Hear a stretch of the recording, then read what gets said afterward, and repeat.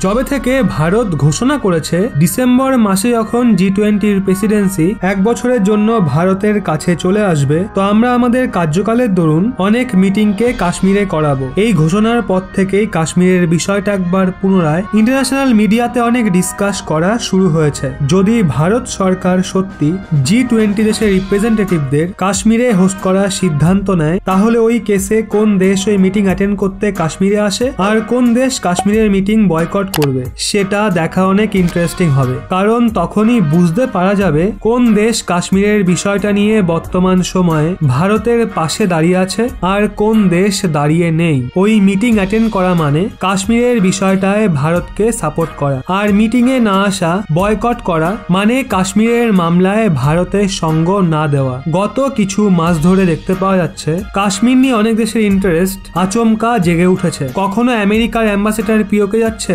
কখনো জার্মানির বিদেশ মন্ত্রীর মনে হচ্ছে জার্মানিকেও কাশ্মীর নিয়ে কথা বলা উচিত। তো ওদিকে ইউএই তরফ থেকে শ্রীনগরের উদ্দেশ্যে ডিরেক্ট ফ্লাইট চালু করা হচ্ছে। কাশ্মীর ট্যুরিজম এবং হসপিটালিটি সেক্টরে ইনভেস্টমেন্ট করা হচ্ছে। আমেরিকার যে এমবেসি রয়েছে ওখানকার অনেক আমেরিকান ডিপ্লোমেট সদ্যই শ্রীনগর যাত্রা করতে গেছিলেন।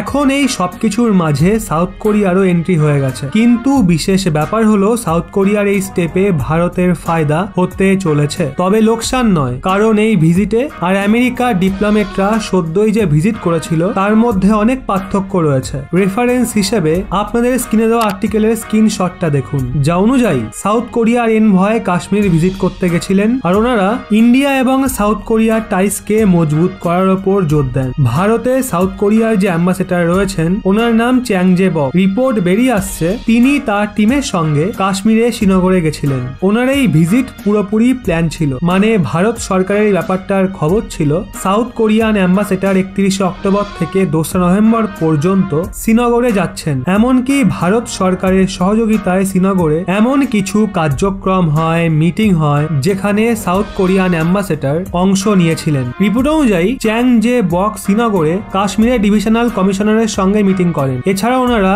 জম্মু কাশ্মীর পলিসি ইনস্টিটিউটের অফিস বেয়ারার্স এবং স্টাফদের সঙ্গে সাক্ষাৎ করতে গেছিলেন। এর দরুন ওনারা ভারত ও সাউথ কোরিয়ার মাঝে বাইলেটারাল কোঅপারেশনকে মজবুত করতে এবং কাশ্মীরের ডেভেলপমেন্টের জন্য যা যা প্রয়োজনীয়তা রয়েছে সেগুলো নিয়ে চর্চা করেন। বিশেষ ব্যাপার এটা হলো ওনারা কাশ্মীর ভিজিটের দরুন না শুধু অ্যাডমিনিস্ট্রেশনের সঙ্গে কথাবার্তা বলেন, বরং উনি ইউনিভার্সিটি অফ কাশ্মীরও যান। ওখানে ইউনিভার্সিটির ভাইস চ্যান্সেলর এবং ডিনের সঙ্গে সাক্ষাৎ করেন আর সেই সঙ্গে সঙ্গে ইউনিভার্সিটি অফ কাশ্মীরের স্টুডেন্টদেরও সম্বোধন করেন। উনি সাউথ কোরিয়া এবং ভারতের রিলেশনের ইম্পর্টেন্স নিয়ে একটা গেস্ট লেকচারও দেন। সাউথ কোরিয়ান অ্যাম্বাসেডর নিজের তরফ থেকে মেসেজ দেন ভারতের শিক্ষার্থীদের জন্য সাউথ কোরিয়া গ্লোবাল এডুকেশন প্রোগ্রামের দরুন আগের থেকে বেশি অ্যাডমিশন দিচ্ছে। ভারতের স্টুডেন্টরা হায়ার স্টাডির জন্য সাউথ কোরিয়াও যেতে পারে। দুই দেশের মানুষরা নিজেদের মধ্যে collaborative research, cultural exchange programme এবং স্কলারশিপ অ্যাভিনিউজ শুরু করতে পারেন। এটা বলার মানে হলো